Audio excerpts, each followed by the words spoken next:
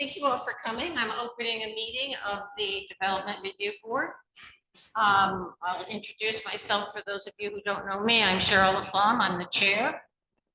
Diane Abate, John Gannon, and Crystal Holt. And we have 2 hearings scheduled tonight. You're jumping and getting the names and stuff. Yes. Robert Joslin, can you just let us know if you can hear us, please?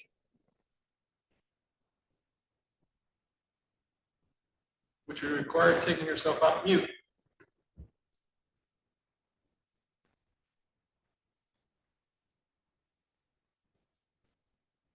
Hopefully they can hear us. I guess they'll let us know if they can't hear us, right?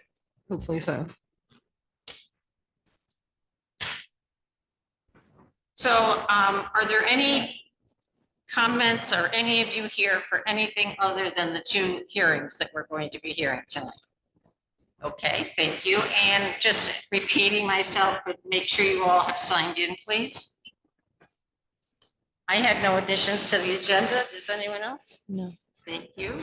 May I have a motion to approve the minutes of June 17, please? I make a motion. Thank you, Crystal. Is there a second? Second. Thank you, Diane. All in favor? Cheryl, yes. Crystal, yes. Yes. Thank you. I can't read what the name is. Johnson. It is. So would you please let us know if you can hear us, Mr. Joslin? Can you unmute yourself?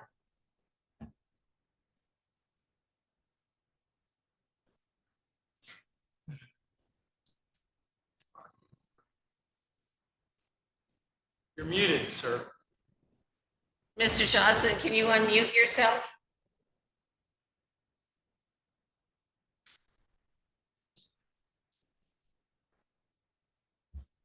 I just wanted to be sure that you could hear us. Sometimes we have Zoom problems, which is why Mr. Tucker's in the audience, I'm sure. Where you can put your thumb up. Just put up You're your the IT thumb. man. Would you please, sir, who just walked in, would you please sign in one of the, there's 2 different sheets on that desk. Thank you.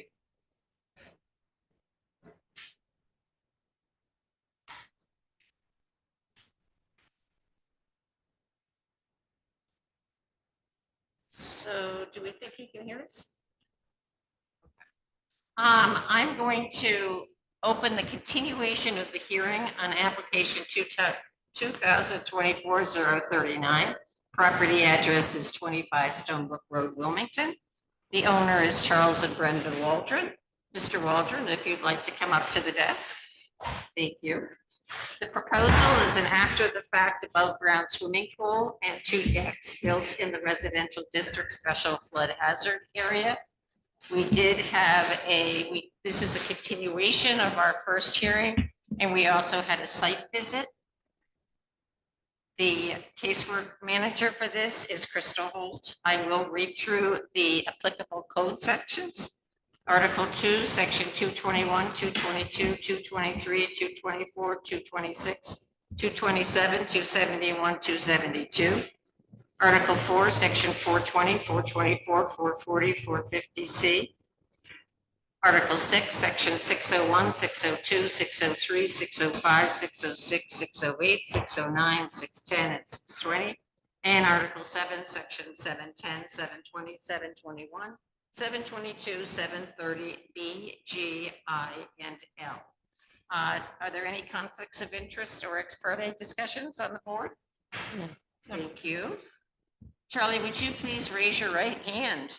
And do you swear the testimony you provide is the whole truth and nothing but the truth? Yes. Thank you so much. Krista, I'll turn it over to you. Hello. So I had a question for you after we did the site visit. Is there any electrical components on the deck that's nearest the river? No. Okay. No. So the only electrical in question is electrical for the pool. Yes. Okay, great. Thank you. Okay. So when we were there, we took some measurements based on the email from the floodplain individual. I'm blanking on his name right now. There was needed to be at least 20 feet from the edge of the water towards the deck. And when we measured it, we were at, John, we were at 15. We were at 15 feet. So that 5 feet of the deck for sure is now in the floodway, which is not permitted under our zoning. And then the other item is that any electrical equipment has to be 2 feet above the ground. And so the pool equipment looked like it was pretty close to that, but when we measured it, it was about 1.5 feet. So that's also below the 2 foot requirement. So those were two things that we were able to assess when we did the site visit. Is there anything that you wanted to tell us? I thought the pump was high enough, but I could raise the pump. Okay. I do have a question on Yes. the deck. You, in your testimony or in your application exhibit, you show a measurement to the back of the deck of 25 feet to the edge of the embankment. Is that correct? Did it show 25? That's the measurement that you're showing on your exhibit, 25 feet to the back of the deck, to the edge of the property. Correct? I thought I measured it properly. There is a 20-foot 20 feet? setback for rear yard Mhm. on the edge of your property, so it would seem that it's not only in that floodway, but you're also within the property setback. My property goes to the center of the river. Your property is where, Charlie? Goes to the center of the river, The center of the You river? own half the river? going to our, yes. It's not what, don't see that on any of the property maps.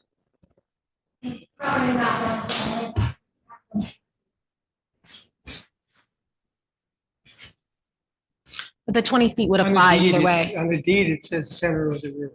Kind of, Center of the river. yes. I don't know. I have not looked at the deed, so I can't answer that question. But it says the center of the river.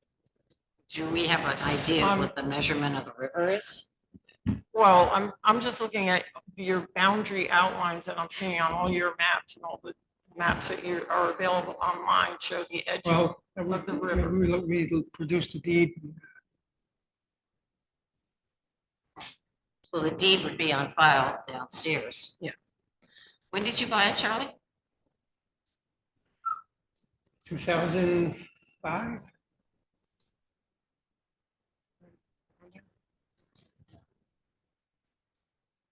So you do say that you have 25 feet and you show the line shows that it goes to the side of the river, the bank of the river on your side. It does not show to the center of the river.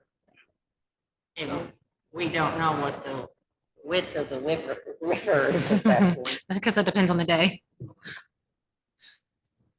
But for the flood, I mean, for the Article 6, regardless, there Yeah. has to be Could 20 we feet. move it, part of the deck to the other side, like? So as long as there's no portion of the structure within that 20 Within that- feet, then it meets the requirement for the floodplain development. 25 feet. I'm sorry, am I misstating that? Hold on.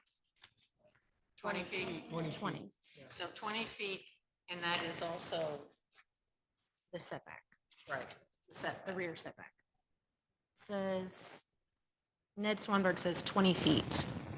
So you wouldn't have an issue of moving portion of the deck to the other side, You would, yes, you need to take off the take off the 5 feet. part of the deck that is in. the Any portion of the floodplain structure that's in the that's- floodway is not permitted, like based on the flood hazard requirements. Just because of the risk of, I know you've secured it properly, but these are the state And guidelines. Diane is also talking about the setback. Well, not only, well, yeah, I guess so, but I guess based on the letter from the flood manager too, he's recommending that the deck be moved 20 feet from the edge, from the embankment, So if I took 5 feet, 20 It would feet, make from the it- it would be so that no part of your deck is within that 20 feet zone. Yeah, that's what he's, when we Right, were but there, I'm hearing, oh, he's gonna chop off 5 feet of his deck and then he's gonna be okay. well, only 5 feet of the deck are in the current 20-foot setback that we measured. That's why he's suggesting that as a solution. Mm. The whole deck isn't in it. No. Only- Yeah, when we, Yeah, okay. whoever climbed down the bank, I don't remember. John. Thank you, John. Thank you for your service. From the edge of the bank? Do what? Oh, look, okay. Yes. All right. it looks close to Yep. the bank. Yeah, John climbed down. Well, you shouldn't have to climb down. You should just be from the edge of the bank. It's not where the river. You climb down. Yeah. It's not where I would. I'm not sure how much. What? No, I mean, it was an extra, I don't think it was very far. he just went down to get like The a, bank kind of goes down. So I think it's, yeah. so regardless, in order to be in compliance with the floodway requirements, which is what section Article 6 covers, there can't be anything in that 20 feet. So you would need to get out your tape measure and need to make sure there's nothing within 20 feet. That's the first thing. And then the other thing is any, the pool equipment obviously also has to meet the Yeah. requirement from the electrical side of it. Were there other questions from the site visit? I think we, Diane, do you have anything else? You kind of, Well, yeah, I guess I guess it's where is he measuring this 20 feet from and how is it? And reserving that. right. I think that it needs to be in compliance with NEDS, and his specific wording says should be moved at least 20 feet from the bank. so where does the bank begin? Let's check.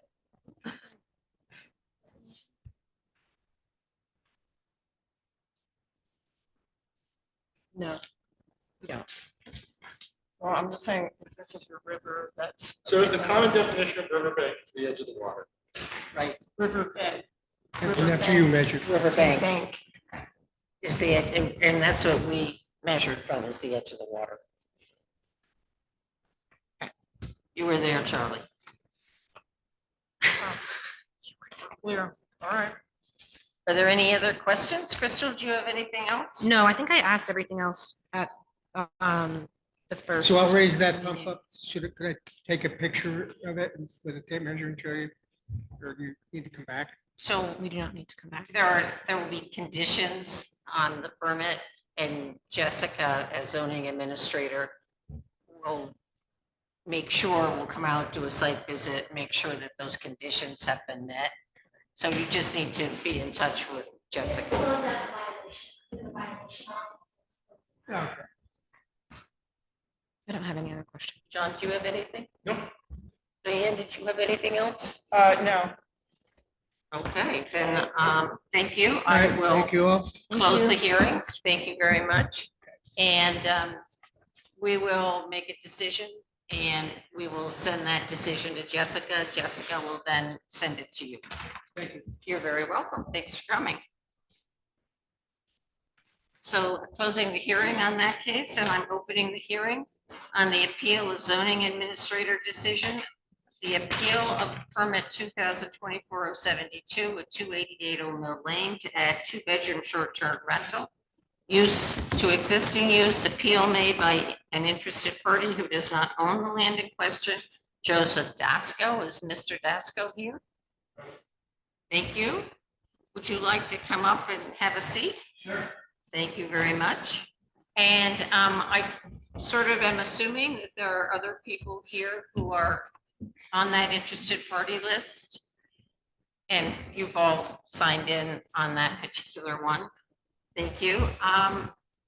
So the applicable code sections on this are Article 2, Section 211, 221, 222I, 223, 224, 226, 227, 240, 241, 242, 243, 244, 245, 246, 271, 272, and 274. Article 2 is all the administrative part, and because this is an appeal, there's so many more than our last application hearing. We also have Article 4, which is Section 420, 424, 430, 431, 440, 450C. And Article 7, Section 705, 706, 710, 720, 721, 722, 730 D, G, H, and K. Any conflicts of interest or ex parte on the board? No. Thank you so much. So John Gannon is going to be our case manager on this, and he's going to go through a bunch of questions with you. Is there anyone other than the applicant who is going to be a witness and want to speak? Because if so, I would like to, The appellee should speak. yeah, So, okay, so, all right. So anyone who is going to speak and is going to be a witness, would you please raise your right hand? And do you swear the testimony you provide is the whole truth and nothing but the truth? Thank you so much. Thank you. Cheryl, before we continue, can I get everyone's name Yes, who's going to please. speak? I just What's need that? that We on need record. everybody's name. Yes. Okay.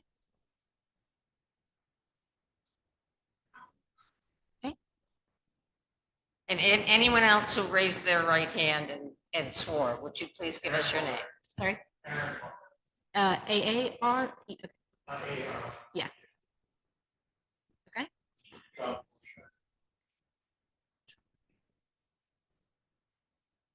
I'll get the proper spelling off before you guys signed in, but so at least give me a start. Anyone else? Okay. I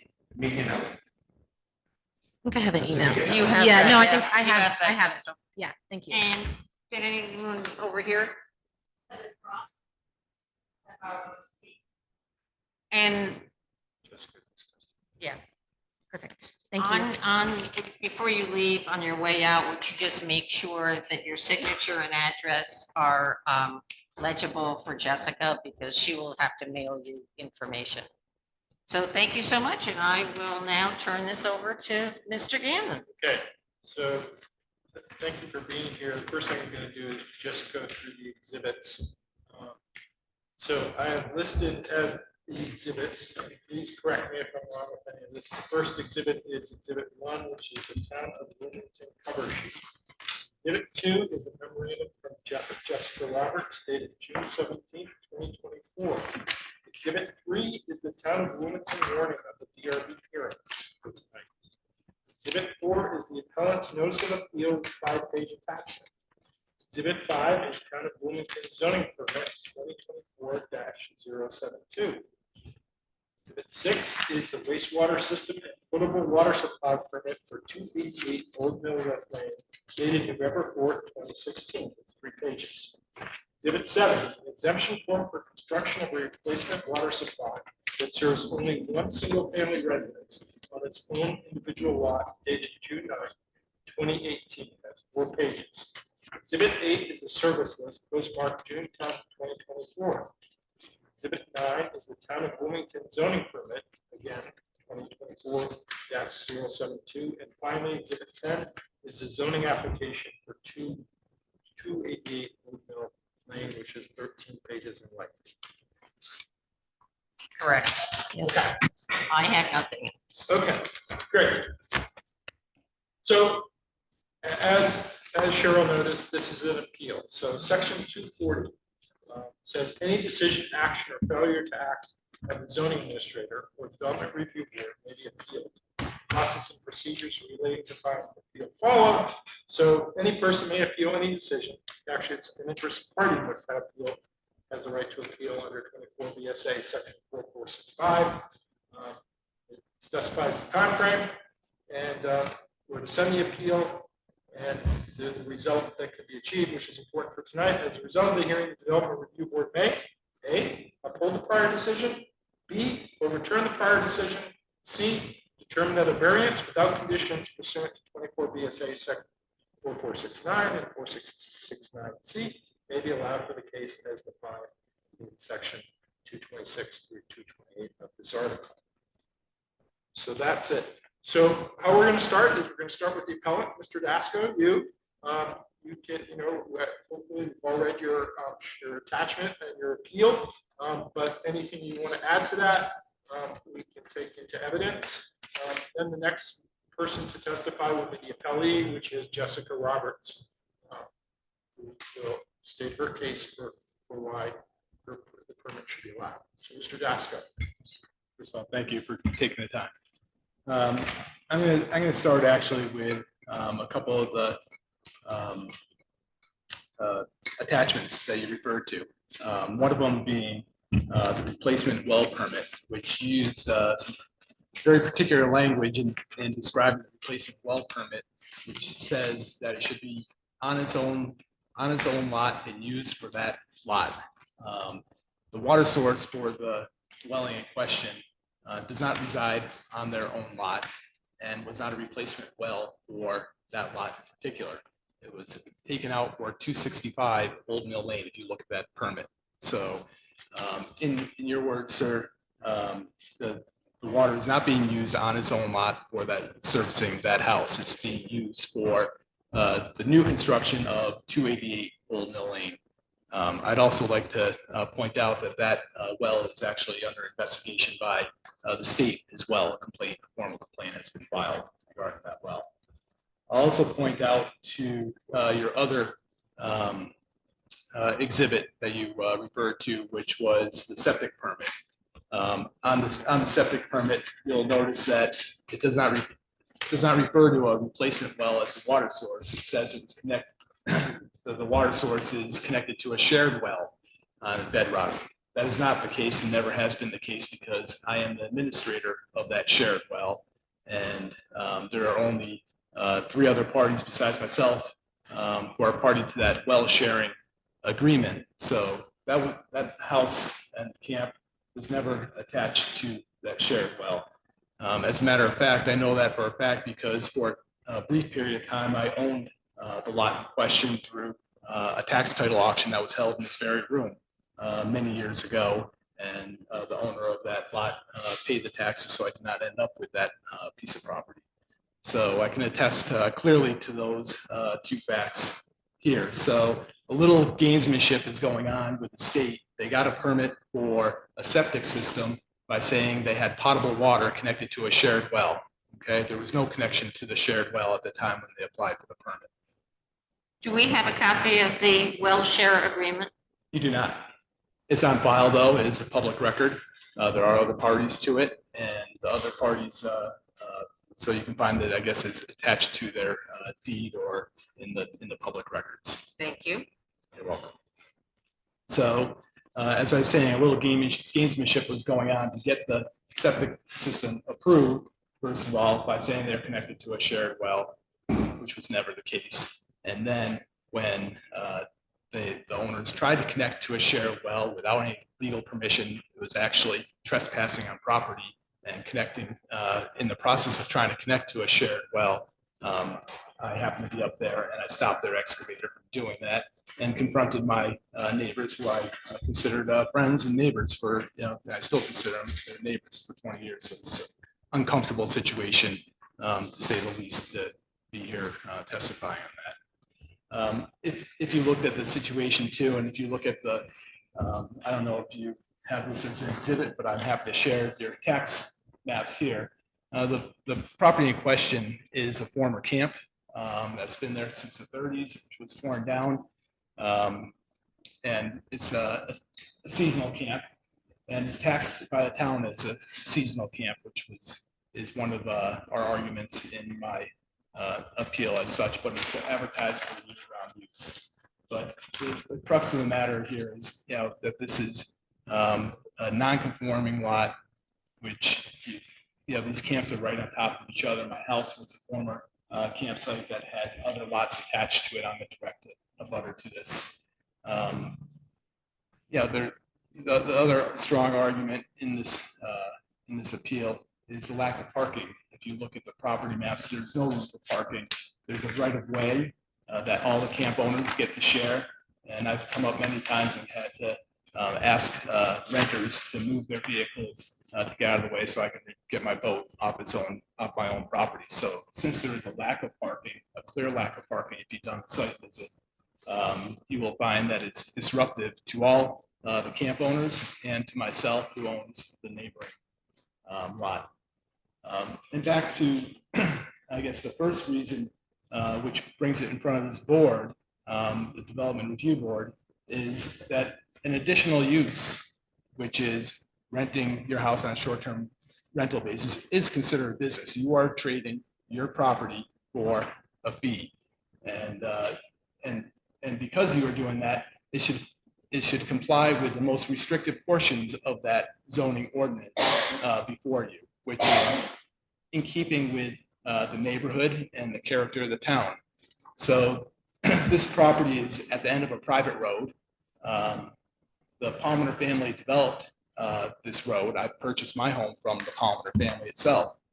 All the homes that are part of the association have a restriction on short-term rentals on their property.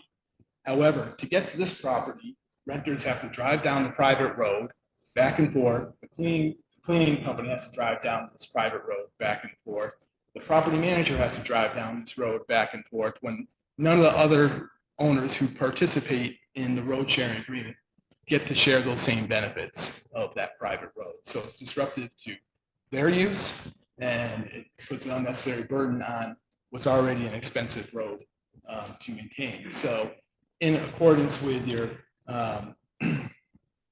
being a conditional use that's required by the Development Review Board, this is one of the more restrictive, this does not pass the more restrictive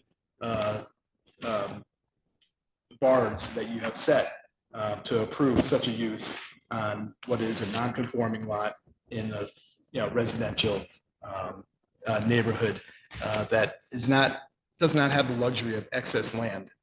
This lot is on a tenth of an acre, 0.11 acres, and abutted by 3 other houses that are also on similar sized lots. So they're right on top of each other, and it does interfere with the quiet enjoyment of the use. And I will let others who feel they can speak to that matter speak up if they feel so inclined.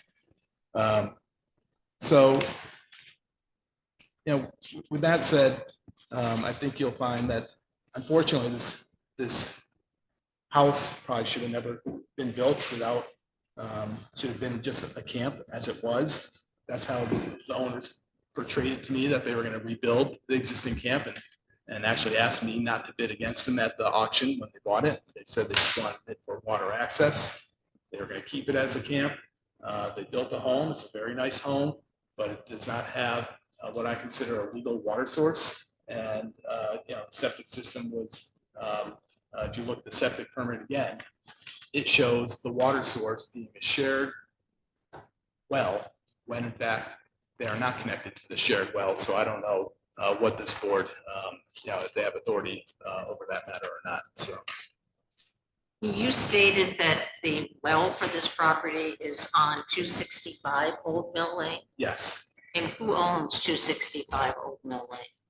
The Palmers, the same family. So it is on their own property. They had it across the road, and they had it. But it is on the Palmer Yes, property. it's on the Palmer property, but not on this lot. And they had to, they ran the water line without an easement, and ran power without an easement to get to the house. So does that mean it crosses another piece of property? Or? Yes, water line crosses another piece of property. What's that property? Well, I guess collectively, the everybody party to the road sharing agreement. Okay, got it. So it crosses the road. Crosses the road and crosses the right of way. Okay, got it. Now, you said a couple minutes ago, all properties have restrictions on short-term rentals. Did I hear that right?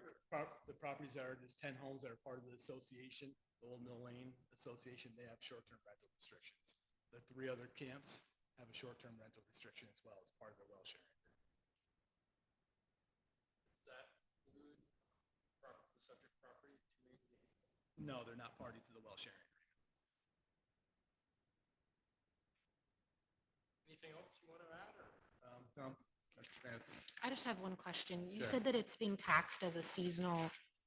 yes.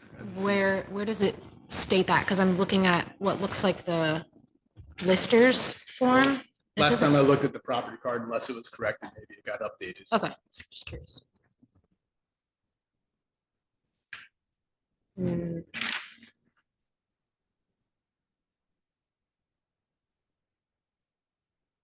I don't see a seasonal notation. That's why I was asking. Okay. Okay. Great. Any other questions from anyone?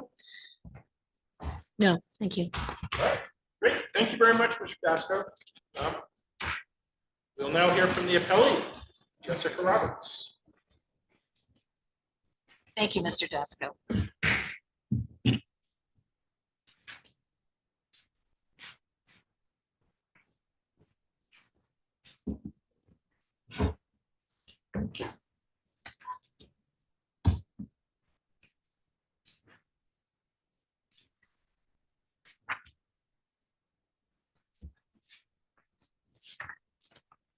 All right, y'all ready? I'm gonna give you this. This is cheat sheet. So I went through the appeal paperwork and just broke it into, points 1, 2, 3, 4, 5, right down the line. And I want to talk about each one of those points. So the first thing is that it should be listed as a conditional use. My point on that is that the bylaws clearly define it as a permitted use. This is also what our town attorney has said. We have 3 uses, 3 major types of uses. Allowed use is exempt from permitting. Permitted use requires administrative decision by me. And then conditional use requires a DRB hearing and written approval before I can permit this. Short-term rentals, 4 bedrooms or less, are listed in our bylaws as a permitted use. My second point is his second point, his Okay, before Paper. we move on to that. second Sure. one, So the primary use of this property is residential, correct? Yes, but the this is- types of uses, This is an additional use of the property, short-term rentals. this would be an That's what your STR permit use. says, correct?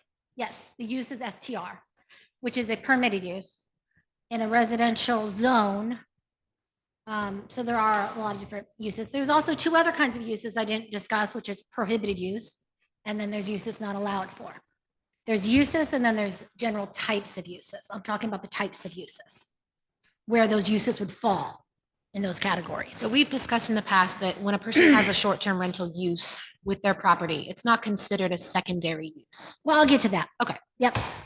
Any other questions about first point? No, just that we're discussing the residential district specifically, and Yep. that short-term rentals are considered And our bylaws are listed as a permitted use, permitted, yes. No, up to 4 bedrooms. More than Yes. 4 Correct. bedrooms is a Correct. conditional use, right? His second point talks about wastewater and potable water. We don't administrate wastewater and potable water. I don't have any jurisdiction to do that.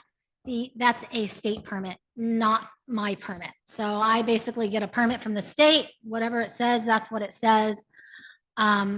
If there's a violation of either of those, they wouldn't be reported to me. They would be reported to the Department of Environmental Conservation. If they need a commercial water permit, which sometimes can even trigger Act 250 permit, these are all state permits. So when an applicant comes to me for a permit, it says right on our application, they also need all state and federal permits. And then they're told a second time on the actual permit, on the very last, we are required by the state to notify people. So I put it in 2 places, that they also need their state permits. But I only administrate local permits, which are not wastewater or potable water. Any questions on that point? I Number just 2? had one question, which was, Yep. we have the wastewater system and potable water supply permit. I'm just curious why the other permit was included that references the 265 Old Mill Lane. Why is that relevant? So when someone submits a permit application to me, if their house is already listed as a 2-bedroom home, it's been existing as a 2-bedroom home, Right. I don't require a wastewater permit. However, they can give it to me if they have it. The permits before 1972, a lot of times they don't have them. The state only started issuing them in 72. We had them before that. They were in a basement in Irene. A lot of them got destroyed. So we don't require that unless there's a change in bedrooms. Anytime you add a bedroom to a house, it triggers a wastewater permit. And I can't actually add a bedroom until I get that wastewater permit. But that's But not a you- permit that I give. And we show that 88 Old Mill Lane is two bedrooms. So you have Right, no they, reason- they supplied a wastewater permit Yeah, yeah, for no, me I'm in this looking at it. Yeah, application, great. and it said 2 bedrooms on it already. Those will, wastewater permits will also give occupancy. So a lot of times they'll say 2 bedroom, 4 occupants, or 3 bedroom, 6 occupants. But that's part of the state's process, and that's administrated by the state and enforced by the state. Any more questions on the wastewater permit? No, thank you. Number 3 is the parking. The applicant clearly stated on their application that the driveway was 50 feet by 15 feet, and that would fit 2 cars. Our driveway parking regulations in the bylaws say each spot has to be 10 feet by 18, which I believe is changing with H287 to 9 feet by 14. But right now it's still 10 foot by 18 foot, which would be easily fit in that, not only the measurement they stated, but on the plan, the site plan, you'll see in their application, they put where the people were going to park. So that didn't give me any concerns. Have you received any complaints with the property's parking situation from any abutters? No. The 4th thing is the property is taxed. There was a claim made that it was a camp. This is actually why state law is once you get a permit from me, I have 3 days to get it to the assessor or lister's office. That's because permits can change how we list your house. So that's not set by me. However, I did talk to the listers, and same thing that you found, this has been treated as a single family home. It has not been listed as a seasonal dwelling. And the May 1st, 2017 findings of fact call the property a 1-family dwelling. I confirmed it with the assessor's office. It's listed and taxed as a 1-family dwelling. It's not been taxed as a seasonal camp. I don't know how long ago that was changed, but in 2017, in the findings of facts, it was a 1-family dwelling. And on the permit from March, I don't know if I have that. I do have a copy of the permit if you'd like to see it. I have, this is the copy of the original permit that was given March 2nd, 2017. And you can see the description on the permit. Says construct a single family residence. So it was a seasonal dwelling. It was a seasonal dwelling. Any questions on that? Point? So just going to this, Yep. whether it's a seasonal dwelling or is that relevant? It is relevant because seasonal dwellings cannot have indoor plumbing. Seasonal dwellings can only be lived in 4 months of the year. There's certain restrictions on seasonal dwellings versus a 1-family Okay. dwelling. All right, point number 5 was more about the Department of Environmental Conservation conducting their investigation. I go back to point number 2 on this. The only condition I'm allowed to make as a ZA in our bylaws says that I can condition things on wastewater. They provided a wastewater permit. I saw no reason to deny the permit. Point number 6 is on the second page of, at the top of the appeal, which says the application requests add short-term rental, the existing use. And this is what I wanted to talk to about secondary use. So I would not reasonably find many related uses that rise to the level of secondary use. When someone gets a house, that's a use. They add a garage, that's a use. Storage is a use. Accessory dwelling unit is a use. A pool could be a use. That's outdoor recreation. A storage shed could be a use. A duplex, which means if they have a duplex, they're only living in one of them. That means they're renting as a long-term rental. These are all uses. None of these are secondary uses. They're all related to the primary use. It's like they're accessories almost to the primary use. I wouldn't find that any of these would rise to that secondary use distinction. And I think the easiest way to explain this is through an example. So I'm going to use pickleball as an example because it's popular. If you built a house and then you added a use for a pickleball court, that's not a secondary use. That's accessory to you, right? On 88 Man Road, they just built pickleball courts and tennis courts, and it's another use for their property.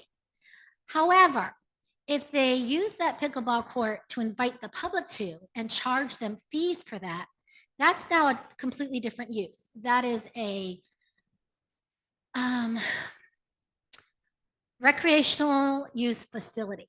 If they then decided they wanted to sell pickled juice and bring up everybody's electrolytes at the end and they wanted to have a little food stand, that would be a secondary use because those uses are completely separate from the residential use. Whether you're running an office in your home or pottery, you have a mother-in-law apartment, these are all uses, but they're all uses that exist in one home for one family. Long-term rentals aren't separate uses, even though they're rented to different uses. This would not rise as a secondary use. It might be a second or third or fourth or fifth use, but they're all related uses. It's not a standalone So, secondary use. Jessica, the definition of secondary use is any use other than the primary use. Right. These are all related to the primary use. She's saying that it's a dwelling, still being used as a dwelling. That makes If I understood every use as a secondary use, you could only build a house. You couldn't have a parking lot for your house because that would be a secondary. It'd have to be a conditional. Everything would be conditional review in the entire bylaws. Our bylaws defines STR as a permitted use, not as a conditional use. It's our definition. Secondary use. It's any use other than the primary use. And Jessica, you are saying that the primary use as a single family home, the rest of these uses. Whether should it's be- long-term rental, short-term rental, if you build your mother-in-law an apartment. And some of these are even required by law not to be a secondary use. It's like ADUs. You cannot have a conditional use for an ADU. That's the 2020 law. The S213, had the same thing. If I have a home and then I build a duplex, I can't treat that duplex by S213 as a secondary use or have it go under conditional review. It has to still be treated as a permitted use. So all of these uses are related to the primary use. Only if they had a home and then they wanted to also have a food truck. Where does it That's say not- this? that's Where not does it related say to the any of this in home. your bylaws? Well, some of this is just common sense. Some of this is you just have to read it and apply it reasonably. But for us to understand every single use, if you add a tennis court, does that, for your kids to play in the backyard, or if you build a chicken coop, is that a secondary use? No. These are all accessory uses to the primary use. It does not rise, in my opinion, to the level of a secondary use. Meaning that if someone's renting it, they're still using it as a dwelling. Right. It's a home that they're living in approved For dwelling. for a short time of period, right? A secondary use would be something that does not fall under dwelling. Same thing with home occupations. We're not allowed to make a home occupation go through the permitting process, even though that's another use. And people maybe they're a CPA and they're using that as their office, or they're an artist and they're painting. That is a use that's related to the home. It's a home occupation. It's a home business. But it does say home business and home industry are considered second uses, in section 424. Says they shall not be considered secondary uses Are considered. for home Home business. and Oh, I was talking about home industry are occupation. considered secondary uses. home businesses and home industry in some districts, and you need to look at the table in the bylaws at section I am looking 464, I at think. section 424. Some of the, if you are looking at the table, some of them are conditional uses in some districts and some are not. I included section 424, and that's what John is referring to. Is that the one with the table? No. No, section 424 is its own section. It's just explaining secondary uses. Oh, okay, so I'm talking about section 464. The So there's appeal an- Deals with section 424. Well, there's a table there, since we're talking about home and uses, that tells you how the uses are, and they change in every district. Yes, I understand that. But in if all you look at districts- Section 424, it says home business and home industry are considered secondary uses. Yeah. Which then brings into play section 424, Well, which means that those will be considered conditional uses that require. so you're jumping ahead. That's point 8. Let's get there. Because I'm going to talk about home in Relax, point 8. relax. You're not being attacked. No, I'm not. I don't feel. I'm just saying there's a lot that I have to say about that. So let's Just- hold off. but just relax. Yeah, I'm fine. Thank you. I'm not relaxed. Any more questions about secondary uses? Which is what we're talking about, Sure. Go point ahead. 6. So that's what it is. There's secondary uses. You can apply that however you'd like. However, if you're going to apply every use on a property as a secondary use, that means every single permit in Wilmington would go to DRB for everything. Because no home just has one use. Okay, let's keep going. Number 7 is more about secondary uses and how short-term rental should be a conditional use because they're a secondary use. This is the exact thing that I brought up to the attorney, and I gave you in my memo from him, his exact quote. Short-term rentals are specifically permitted uses in our bylaws. So they are not requiring conditional use because our bylaw specifically calls them out as a permitted use up to 4 bedrooms. Jessica, I'm going to bring you back to section 424, secondary uses. A, the use must be allowed. So here, secondary uses, the use must be allowed in the district as a permitted use, conditional use, or a use not provided for in the list of uses. Yes. So permitted uses can be secondary uses under section 424. Okay, you could understand it that way. I wouldn't call it a secondary use. I would call it a second, third, fourth use. I'm just telling you how I would apply that. Okay, let's keep going. So in this case, no conflict was seen, and I didn't need to look for a permissive or a restrictive understanding because our bylaw is very clear that short-term rentals, 1 to 4 bedrooms, are permitted uses, and that's how I applied it, exactly as written. Point number 8, this goes on to home businesses, where he claims that home businesses are a business use and they are treated differently. However, a home occupation, a home business, and a home industries are types of uses that are done in someone's home. It doesn't have to be the owner, but the person lives there and they have a business. Okay, short-term rentals very rarely are going to fall in that anyway, because the people are not living here. This is not their home. So it's not going to be a home business, a home occupation, or a home industry. Long-term rentals is a type of business. You could make a case for that, but it's not defined in our bylaws as a business use, just like short-term rentals aren't defined as a business use. They're completely different uses. There is home, the 3 home things, which table 464 shows us exactly how to be used. And then there's short-term rental use. These are not the same thing. I did not see them as the same thing. I don't recognize them as being the same thing. They are 2 different types of uses. Again, we have hundreds of uses in our bylaws, and there are dozens of uses on every lot in Wilmington. My question when I look at application, is this an allowed use, a permitted use, or a conditional use? Any questions on that one?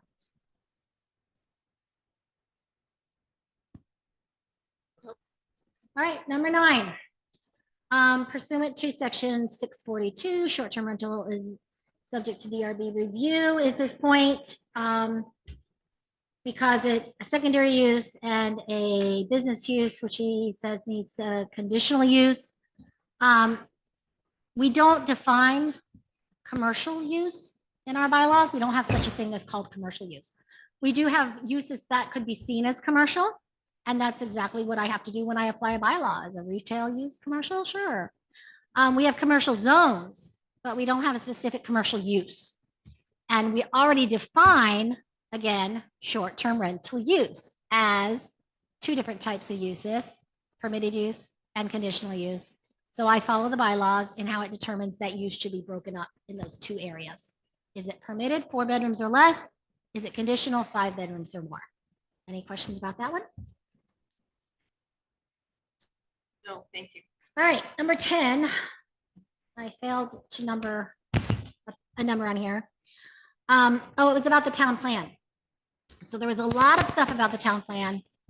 Left out of the quoted material was a very important quote I did want to bring up, which is, quote, residential areas should be used to accommodate a major proportion of the growth of year-round residences and vacation homes and associated uses.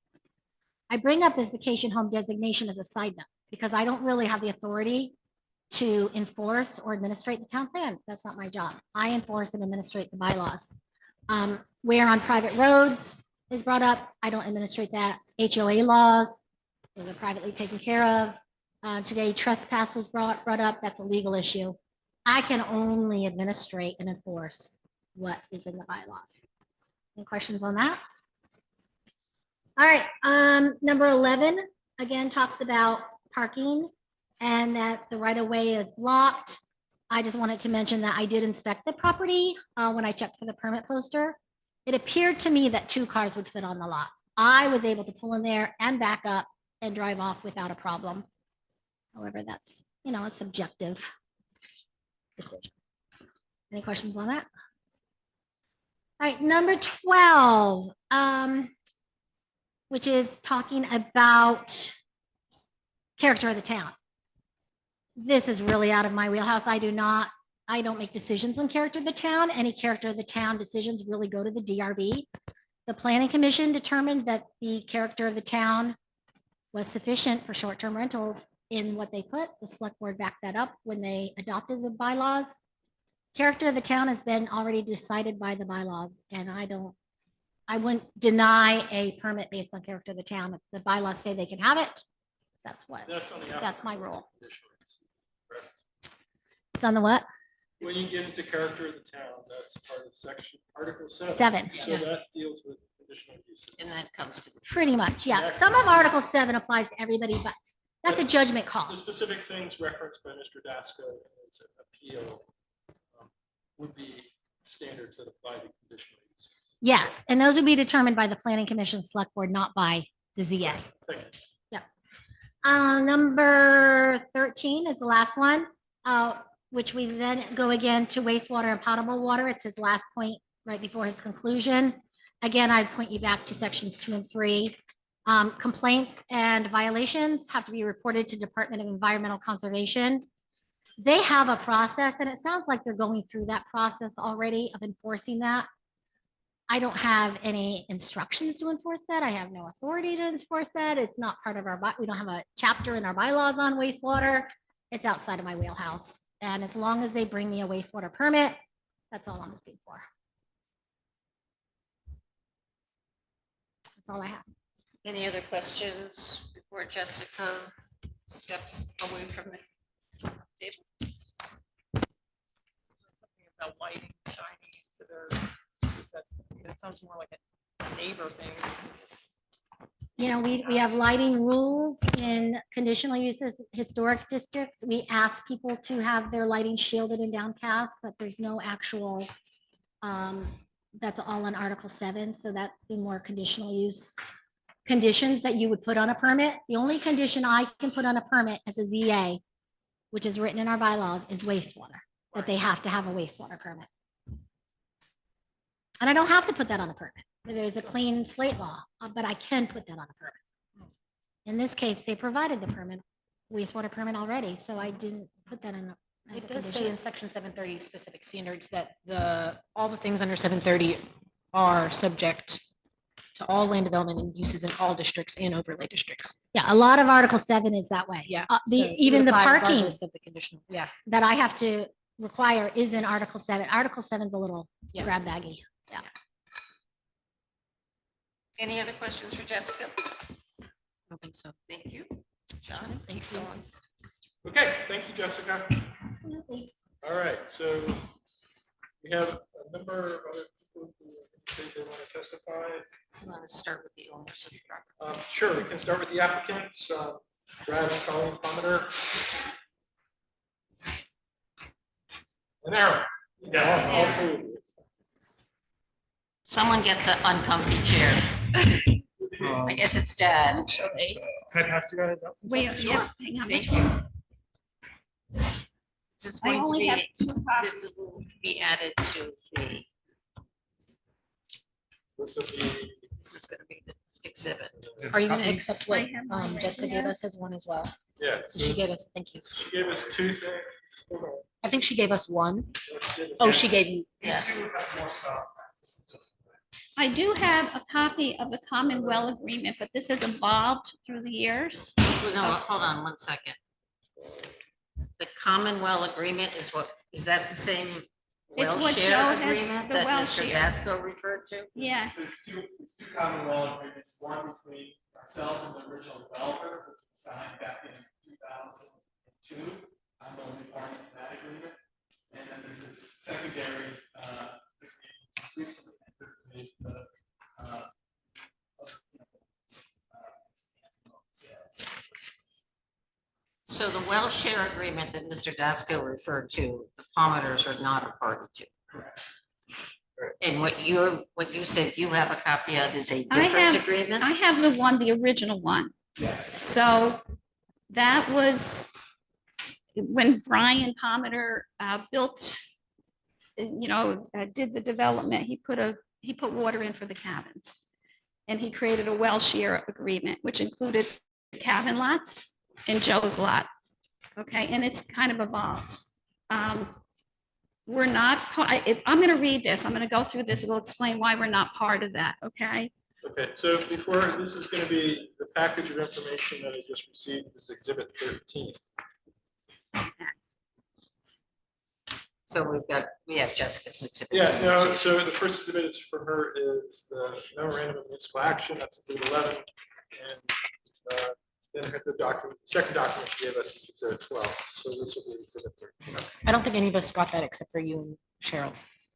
Just so you know. I don't think that's okay. You keep going. Yeah, no, it's fine.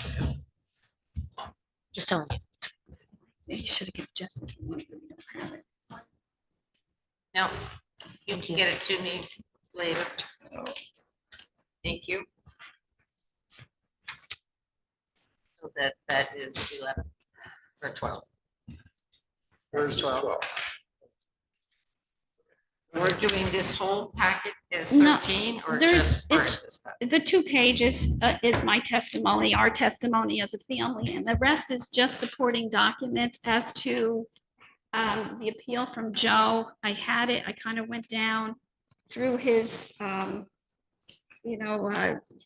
his, whatever he was appealing, his issues. So exhibit 13, I'm going to count this as an entire Exhibit 13. thank you. Okay, I'm just gonna read it then. Opening, hi, I'm Colleen Palmer. I'd like to point out some things we feel are important to this case. I truly feel this appeal is inaccurate and misleading and wasting a heck of a lot of time and resources. First off, again, this is not a commercial use property. The appeal says this quite a bit, and that is not the case. The state of Vermont does not recognize short-term rentals as commercial use. That's our understanding. Number 2, parking. Jessica already discussed that.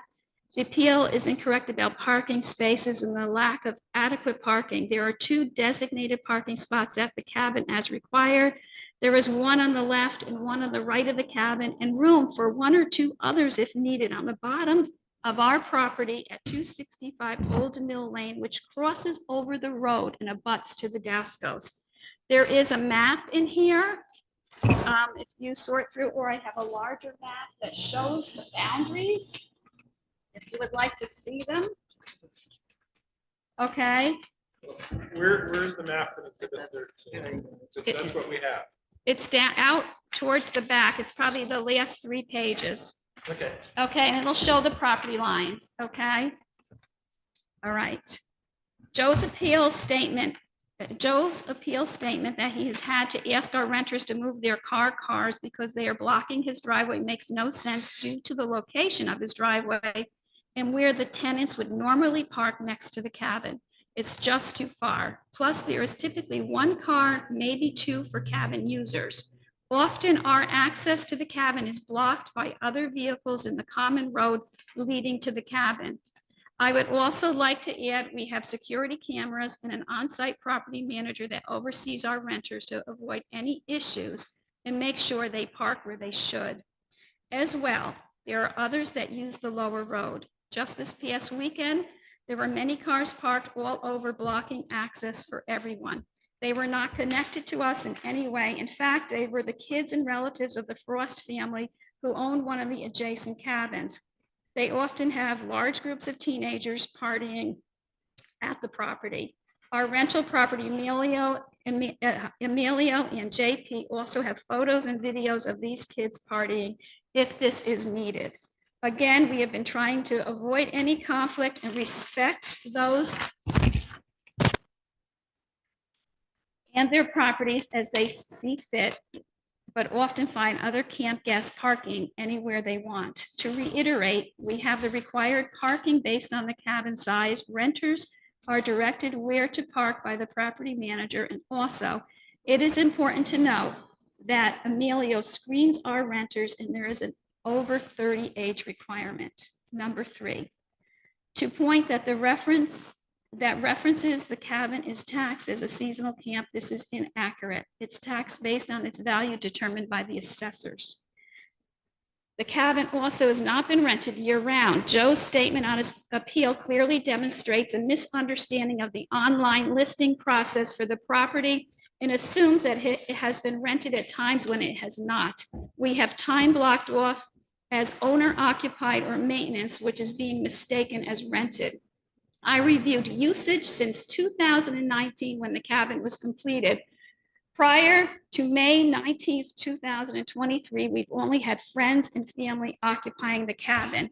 We've had 18 short-term rentals in 2023, equating to 56 days usage, and 4 short-term rentals in 2024, equating to 10-day uses, a total of 66 rented days since May of 2023. Yet we're being blamed for excessive wear and tear of the road, trespassing, and improper parking. Any car, person, or activity not identified is assumed to be one of our renters. When, let's not forget, there are 5 other properties on the lower road as well, all with families, friends, contractors doing repairs, cleaning people, etc. Historically, people meander down the road looking for the ledges, as this area of Old Mill Lane is the tail end of the road.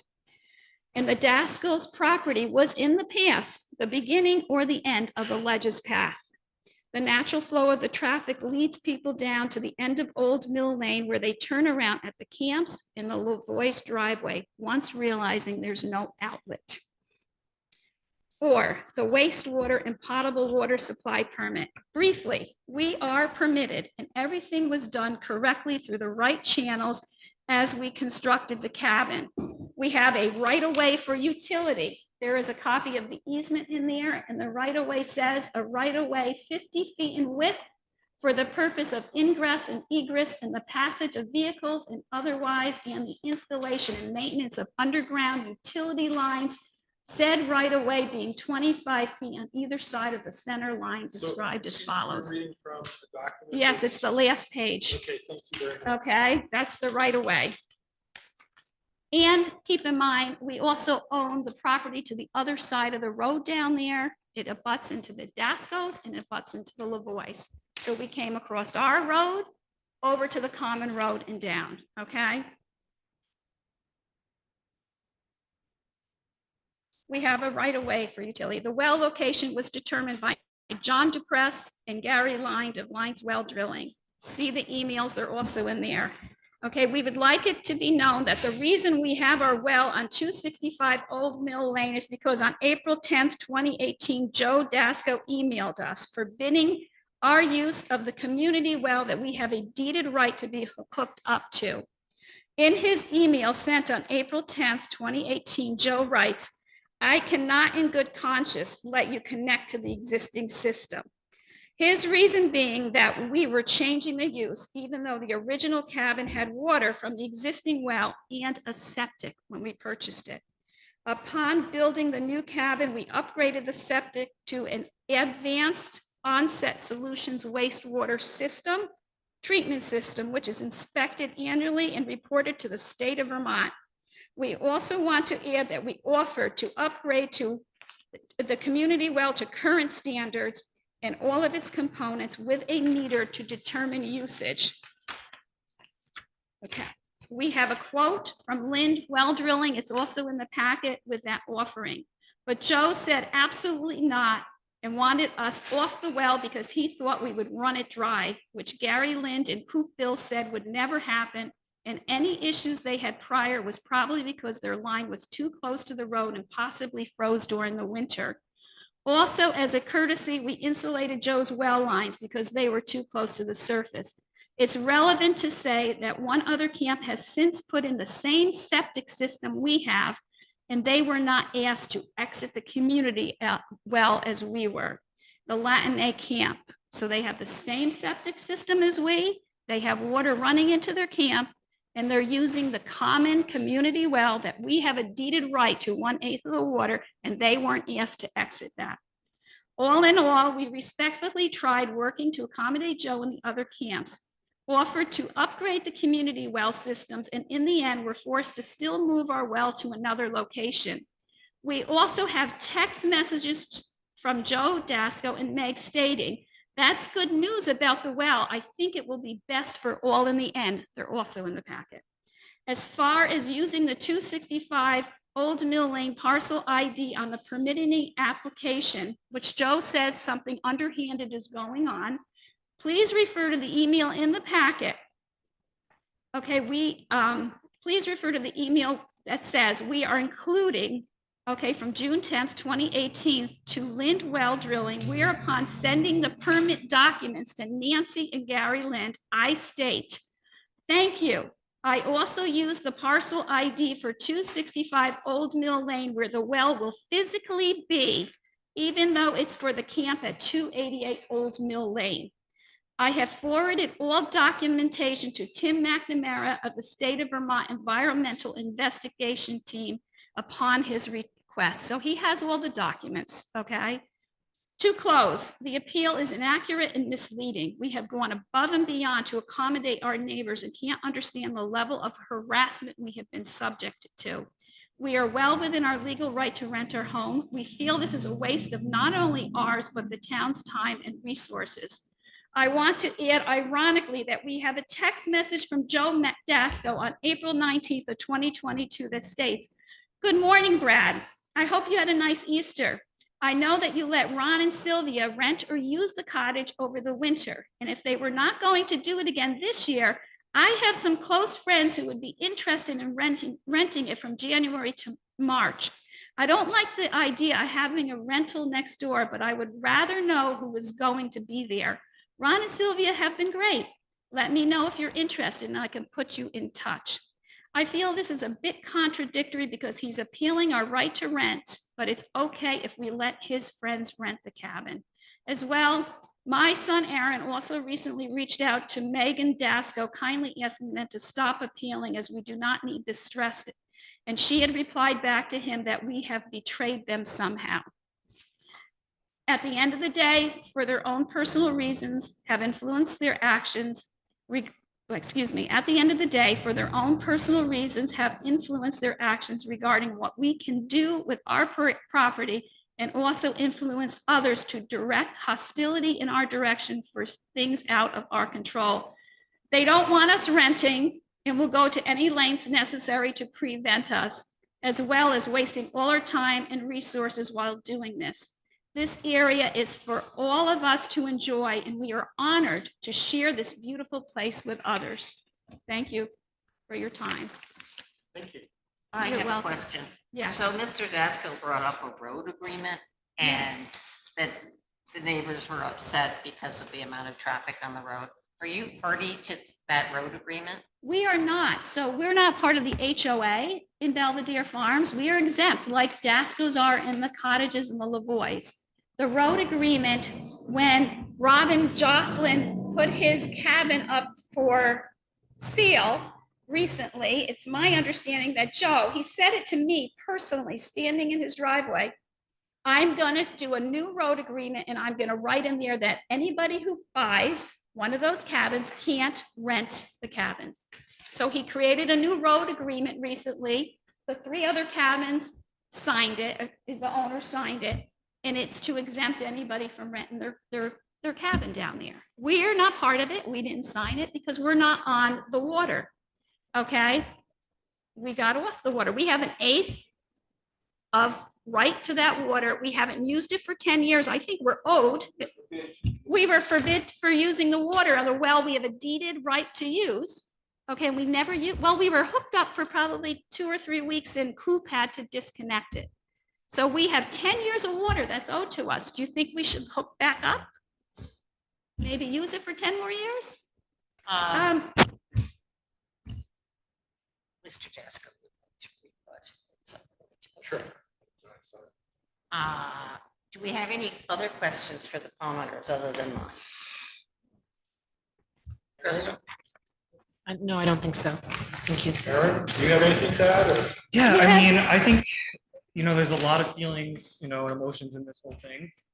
We have been beyond kind to all of these people. We've, grown up with their kids and their families, and it's now just very uncomfortable, okay?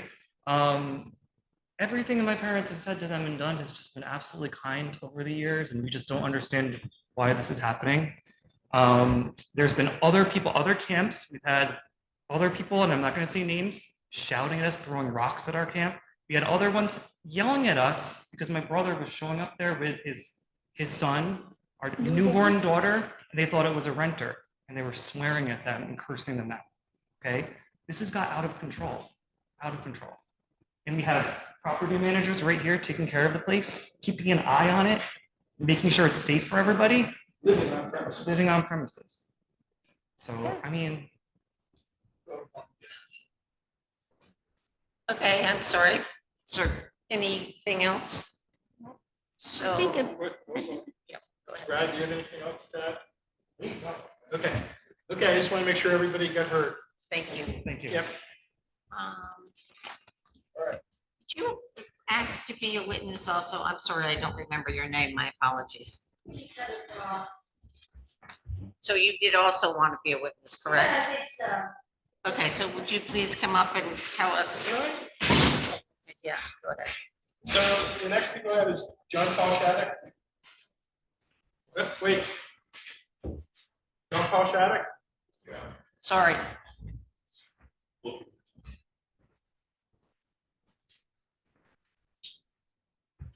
My name is John Paul Shattuck. I am currently the property manager for the cabin in question, 288 Old Mill Lane. It's really sad what the Palmer family is going through. It is heart wrenching. They've been a part of that community since the beginning. And there's a lot of resistance and a lot of noise associated with what they're doing, which is well within their legal rights to do. I was asked to keep an extra close tab on what's going on the property, and that includes all of Old Mill Lane, which was also in question as far as usage goes, who's coming, who's going. In my findings over the past several months, the majority of the traffic that's taking place it's contractors. A lot of the other properties on the road, they're making renovations or updates or whatnot, which I'm sure the town could, substantiate with permitting and whatnot. There's a lot of activity going on that road that very little has to do with the rental in question.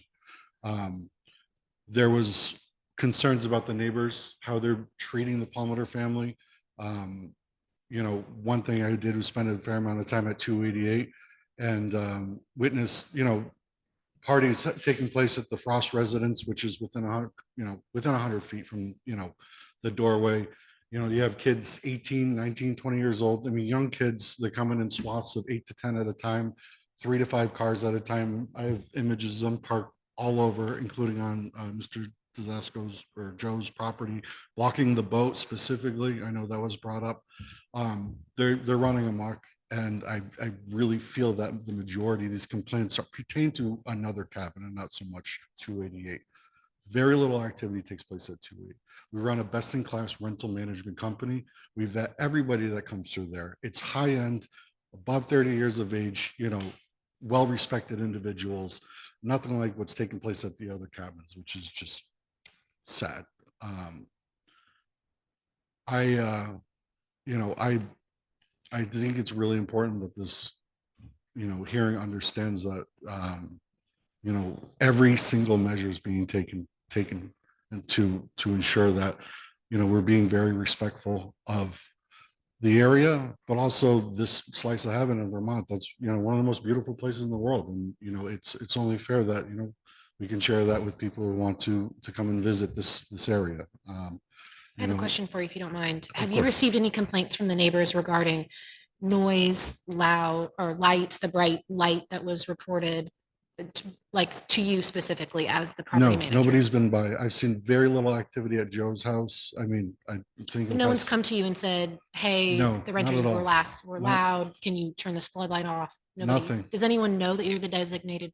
Do the other cabins know you're the designated property manager? I use a company vehicle, a company truck with our name, logo, number, email address right on the side, and I make myself very apparent. I love sitting around on the front porch and welcome anybody that comes by. I've had, again, direct interactions with the parties that are taking place, literal, like drinking and drugging parties that are taking place right outside this premises. And if you want, I can show you videos of the swearing and whatnot till 12:30 at night. They're being targeted. The Palmer family is being targeted, and it's really a shame that this is taking place today. Any questions?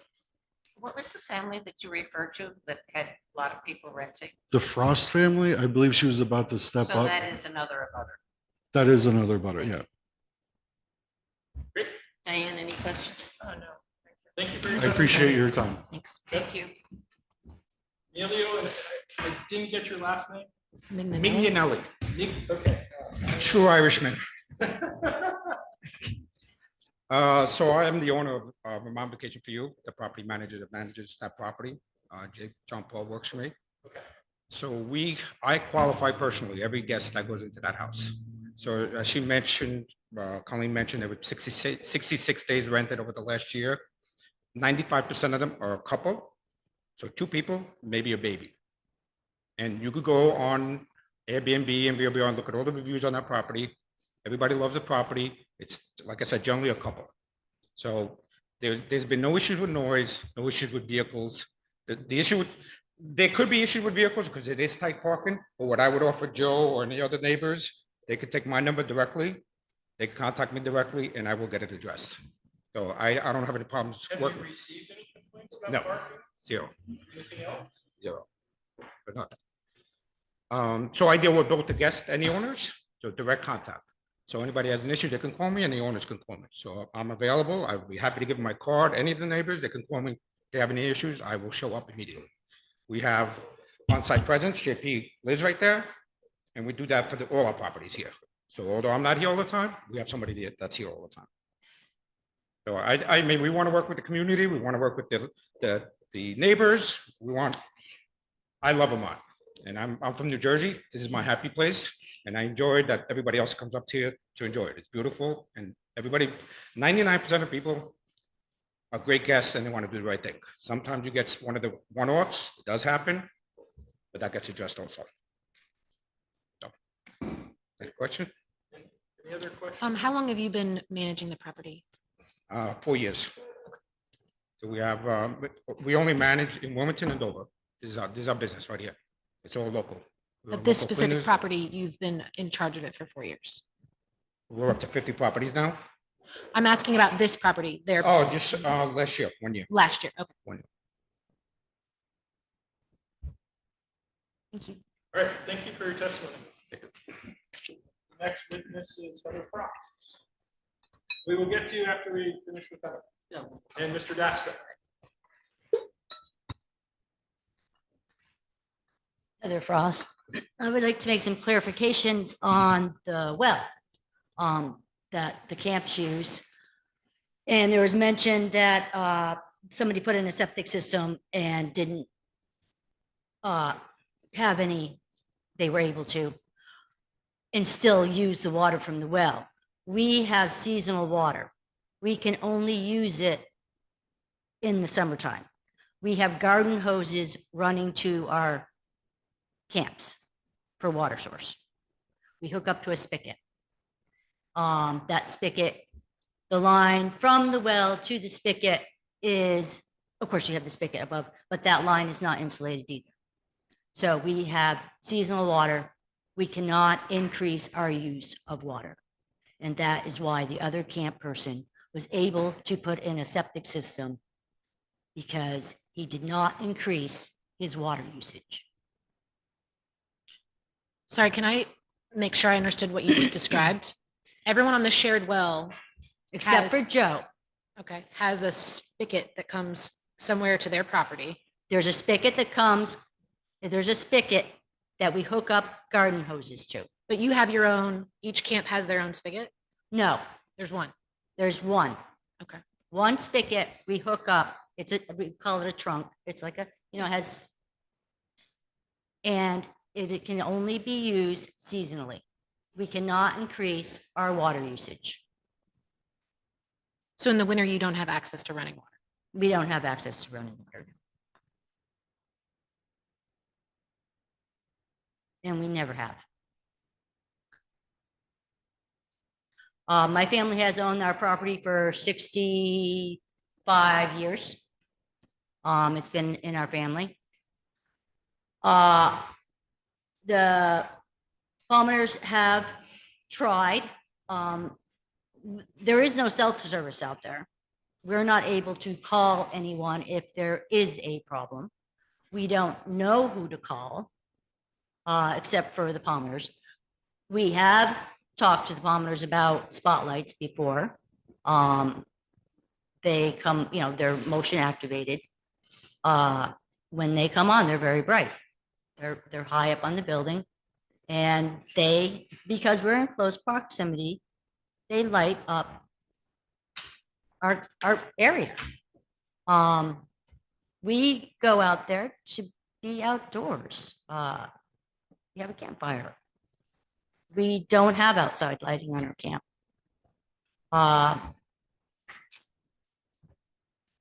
The septic, their septic system, their septic permit is, they do have in it, there's specifications of parking. How close can there be parking to the system? There is a limited of 280 gallons of water use per day.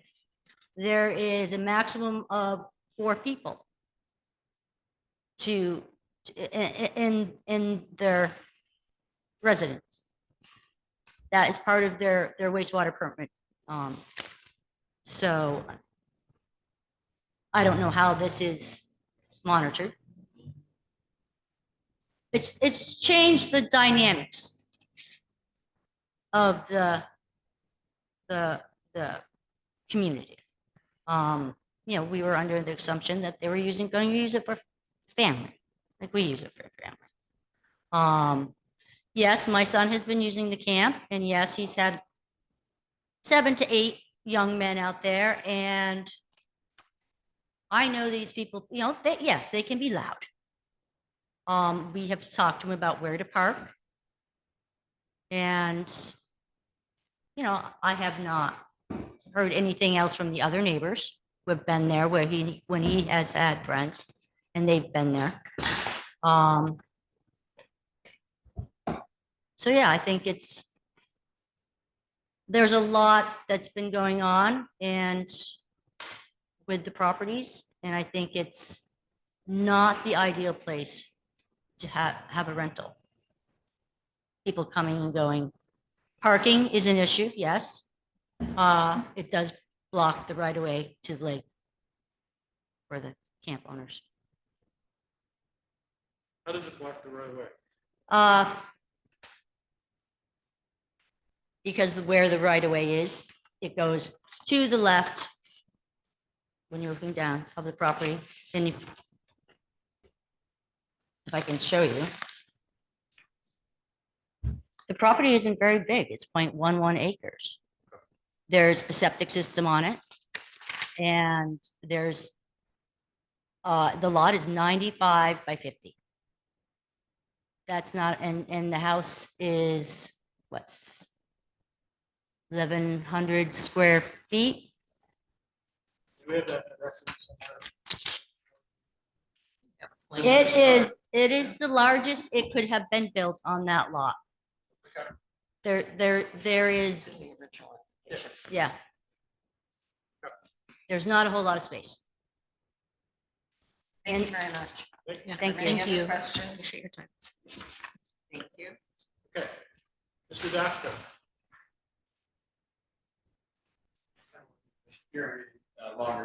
Just sit down. We need to have this. You have to be able to speak into Okay. that for the Zoom. Okay. Thank you. I don't want to belabor any points, but a couple of points of accuracy. And, the well sharing agreement, since Colleen brought it up, the original well sharing agreement, if you take the time and read the well sharing agreement, first of all, it's not in their deed to hook up to the well. It's crystal clear. They can seek their legal counsel on that. The well sharing agreement specifically states that the water for the camps, theirs being one of them, is for seasonal use. Hence the reason that they're only able to take 1/8 of the water available. And my full-time residents would take 4/8 of the water available. And that's how the cost would be shared if they signed on to the well sharing agreement, which they never did sign on to the well sharing agreement. So just again, a point of clarification and just highlighting the seasonal nature of the property itself. It was even anticipated by Brad's father that those camps were seasonal camps and would have seasonal water. And hence the reason, as Heather Frost described, that the water source is basically a glorified garden hose that comes to a spigot that gets drained every fall and gets reactivated every spring. I am the administrator of that well sharing agreement. It names me as an administrator if you read that agreement. And again, that's the first agreement that was signed with Brian Palmer back in 2002.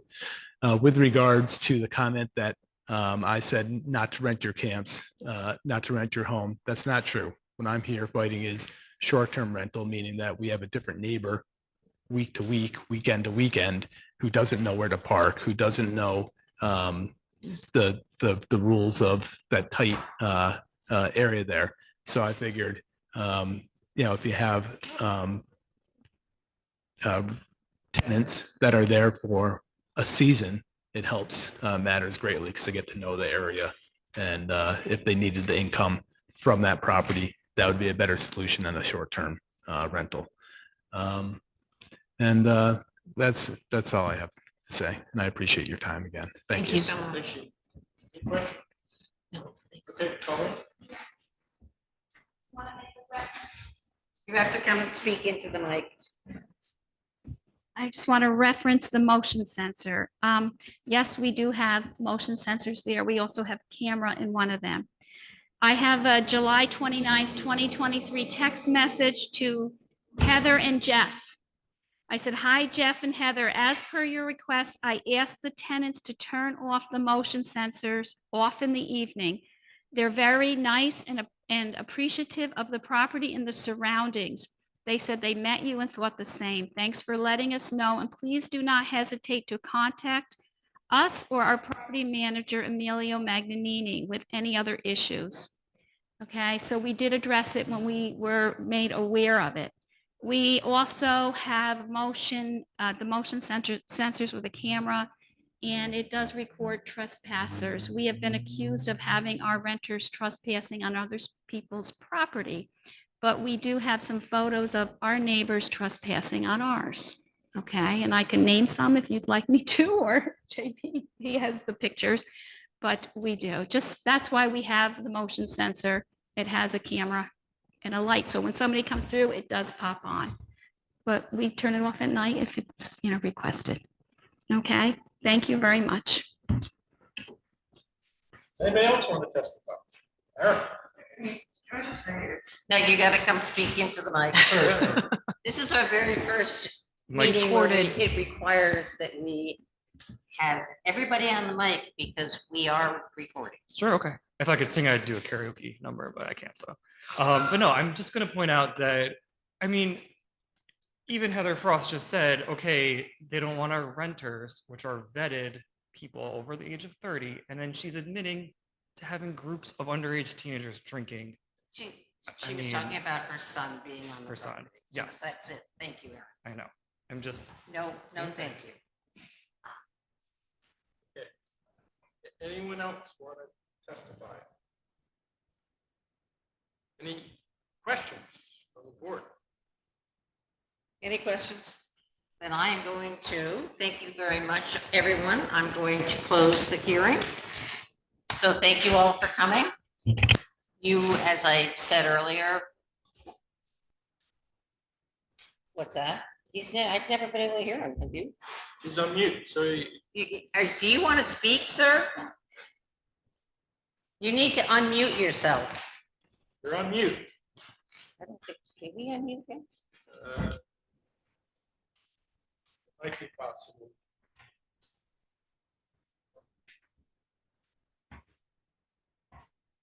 We can't hear you, so we're going to see if we can unmute you.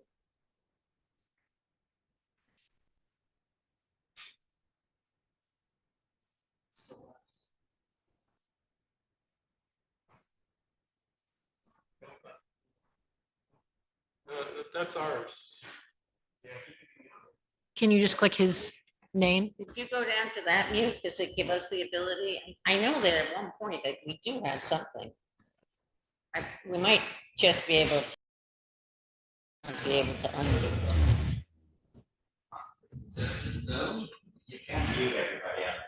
I know we can mute everybody, but can we unmute them?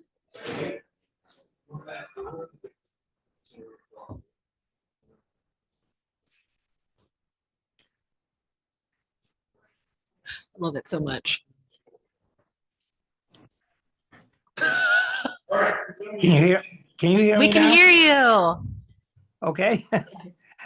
I mean, I think Hold on so. 2 seconds. Diane? Yes or no? Introduce yourself. Cheryl, I don't believe he's been sworn in. You don't believe what? He's been sworn in. You have not been sworn in, sir. Well, So we were having a problem with the audio, and so I thought I was unjoined from the meeting, but now I'm back. So did you want to be a witness? yes, I did want to say a few words, please. So would you be so kind, please, as to raise your right hand? Okay. Do you swear the testimony you provide is the whole truth and nothing but the truth?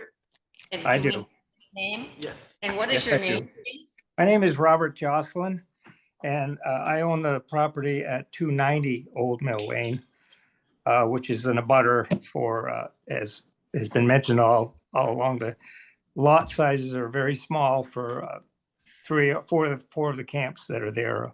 One house, the Palmer's house, and 3 camps. They're only, as Heather said, 50 feet wide and 95 feet long. I call it a postage stamp lot, but what I wanted to say about operating the short-term rental was that our neighborhood, and I've been there 31 years now, it's always been very quiet, very private, very beautiful, a secluded little spot at the end of a private road that just happens to be on Harriman Reservoir also. So that's the draw of that location. But what I think in having the renters there changes the character of that quietness, that just the privacy that we've all shared around there. It's different, and so that's mainly why I object to it. I haven't had any objections with any of the renters that have been there, as far as I know. At least the times that we're there and they've had short-term renters, they're fine. It's just the idea that it's happening and it never did happen before, and it's changed it in a negative way from what it was, from what the character had been. And also, I'd like to say that my wife Kathy and I have stayed up at our camp several weekends, and Heather's son Bronson and his friends have also been there staying overnight. And I believe I remarked to Heather about this recently, that we have not heard really anything out of these boys. They're very well behaved. They don't make a lot of noise. I definitely have never seen them drinking anything other than soda pop or soft drinks or whatever. And they mainly go up there to enjoy the lake and to sit around the campfire, and they're quiet. So that's my piece on Bronson Frost and his his friends. So that's it. I'll conclude my speaking then. And I don't know what happened to this whole Zoom thing and originally, but I couldn't get any sound. I had a picture of a muted microphone, but it would not operate on me. Anyway, thank you for your time. I'll end my. Thank you. Any questions? Does anyone have any questions for Mr. Jocelyn? No. Witnesses are not allowed to question other witnesses. The questions would have to come from a member of the DRB. So what I want to do a question. So I just want to clarify. So you yourself have not experienced any complaints from any of the specific renters of the property? Are you still addressing me? Yes. Yes. Yes. No, I mean, as I stated before, the few renters that I met were just fine. They were behaving themselves. They were, Thank no complaints about the people. Thank you. You're welcome. Yes. Any other questions for Mr. Jocelyn? No, thank you. Thank you, Mr. Jocelyn. You're welcome.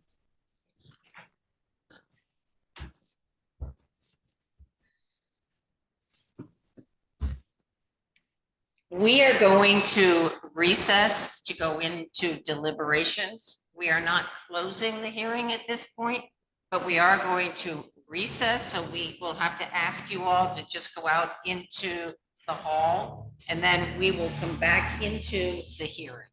So just go into the hall, shut the door, and I will have to figure out how to stop the recording, and then we will go back into the hearing. Thank you. Well, as I said, it's just a recess. Did you hear that, Mr. Jocelyn? We are recessing. Yes, I did hear that. I don't know what else to do here. As far as, do you want me to not be part of this? I would imagine, right? Yes. So is it possible? I had a hard time getting in, and I Don't exit. Yeah, don't exit. Don't exit. Just wait. We're just going to stop the recording. So it'll go blank for a little bit. Oh, You okay. stay there. You stay. All right. We're All right. coming back. Thank you. So we should be able to just flip the primary button, Cheryl. The, Pause recording, shut off the Turn off your audio. mics. But also turn off how would you hear? Genius. Yes. Well done. Good to have. You're a hero, John. You zoom a lot.